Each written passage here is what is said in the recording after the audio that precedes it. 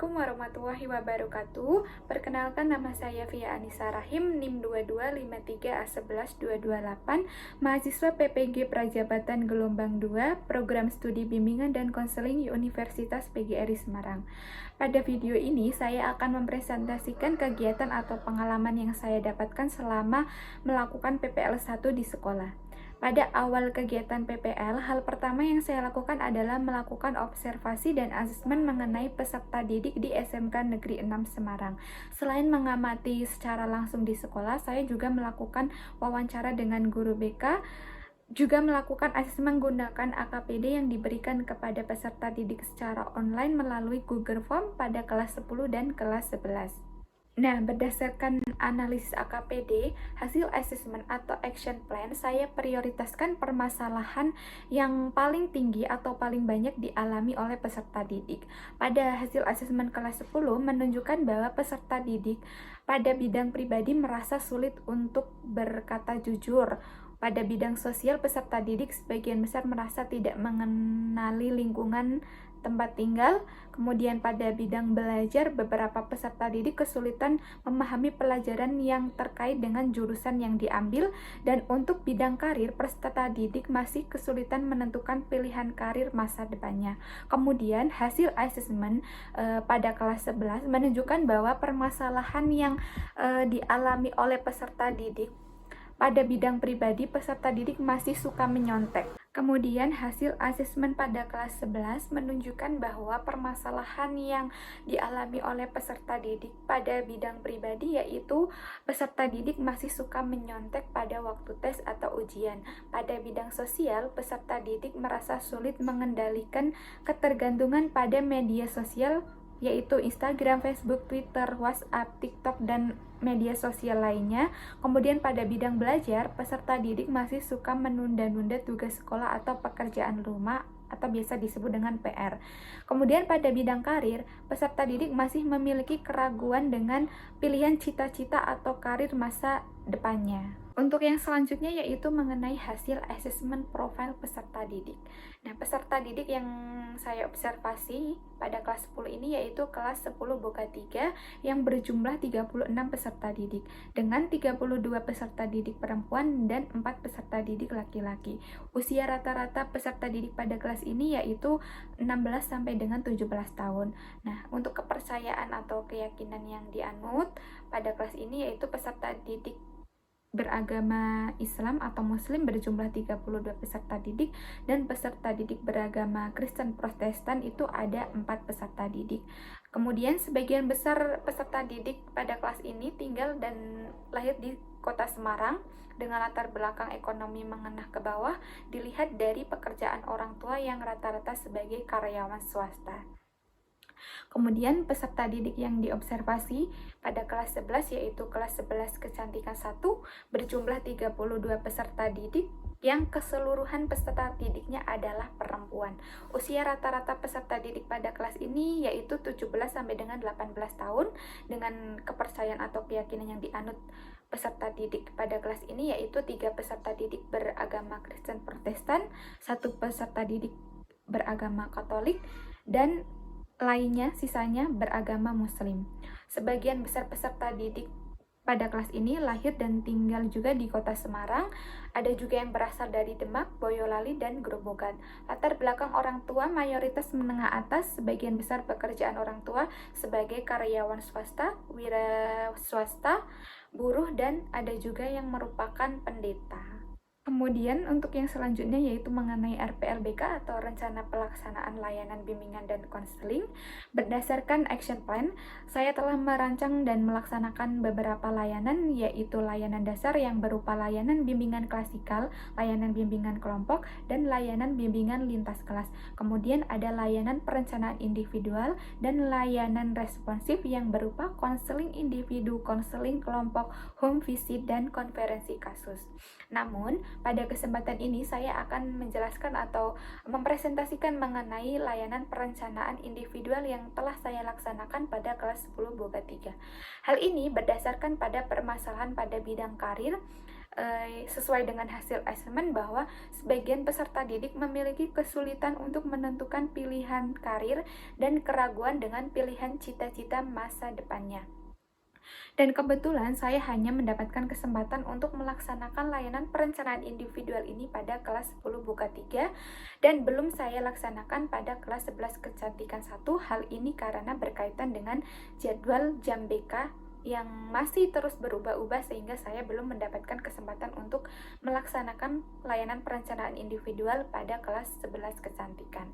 Nah, dapat dilihat terkait dengan RPL layanan perencanaan individual yang telah saya susun. Topik atau materi layanannya yaitu mengenai perencanaan karir, kemudian tujuannya yaitu peserta didik mampu memetakan kebutuhan karir dan upaya untuk meraihnya. Untuk metode yang saya gunakan yaitu menggunakan metode project based learning. Alat yang saya gunakan menggunakan LCD, proyektor, kertas HVS, dan spidol. Kemudian untuk medianya yaitu menggunakan PPT tentang perencanaan karir. Terkait dengan proses pelaksanaan layanan perencanaan individual ini, saya lakukan seperti layanan bimbingan klasikal, namun pada kegiatan inti ini setelah saya menyampaikan atau menjelaskan mengenai materi perencanaan karir dan peserta didik pun sudah melakukan tanya jawab mengenai materi tersebut, kemudian saya bentuk kelompok kecil yang beranggotakan 4 peserta didik yang kemudian masing-masing kelompok tersebut saling berdiskusi mengenai rencana karirnya setelah lulus atau hal apa yang akan dilakukan setelah lulus SMK ini. Kemudian hasil dari diskusi itu dituangkan dalam bentuk mind map yang kemudian dipresentasikan secara bergiliran dan kelompok lain pun saling bertanya atau menggali rencana dari masing-masing individu pada kelompok yang presentasi tersebut. Untuk yang selanjutnya yaitu output atau hasil project dari pelaksanaan layanan perencanaan individual ini. Nah, dapat dilihat pada slide PPT bahwa hasil projectnya yaitu berupa mind map. Nah, berdasarkan pelaksanaan layanan perencanaan individual ini dapat dilihat dari hasil mind map yang telah disusun oleh peserta didik kelas 10 Boga 3, dari hasil proyek yang telah dibuat oleh peserta didik yaitu rencana karir setelah lulus. 13 peserta didik berencana untuk melanjutkan pendidikan atau kuliah untuk mendalami ilmu dan pengetahuan tentang makanan karena mereka saat ini adalah dari jurusan Boga. Kemudian 6 peserta didik berencana untuk kuliah tapi juga bekerja. 4 peserta didik berencana bekerja, kemudian membuka usaha sendiri. 10 peserta didik ingin bekerja di restoran dan kafe, dan 3 peserta didik berencana ingin berwirausaha dengan membuka toko roti sendiri.